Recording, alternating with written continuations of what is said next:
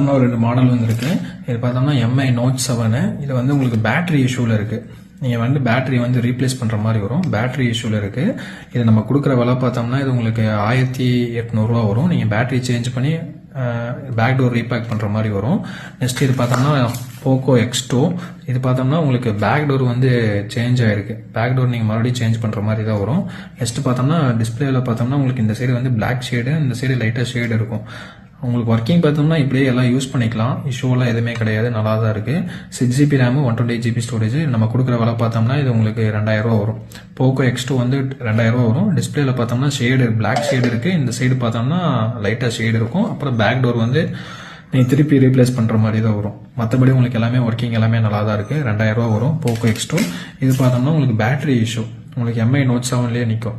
நீங்கள் battery replace பண்ணுற மாதிரி வரும். அப்படி இல்லைனா ஒரு சாஃப்ட்வேர் போடுற மாதிரி வரும். அதுக்கப்புறம் பேக் டோர் ரீபேக் பண்ணுற மாதிரி இருக்குது. நம்ம கொடுக்குற விலை பார்த்தோம்னா இது உங்களுக்கு 1800 வரும். பேட்டரி மாற்றிக்கிங்கன்னா போதும், நல்லா தான் இருக்குது. வேணுங்கிறவங்க கால் பண்ணி கன்ஃபார்ம் பண்ணிக்கலாம்.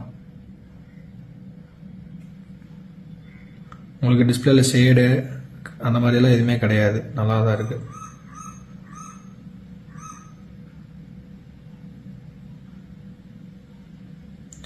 GB RAM 32GB storage. இது பார்த்தோம்னா உங்களுக்கு 1800 வரும். பேட்டரி மட்டும் நீங்கள் மாற்றிட்டீங்கன்னா போதும்.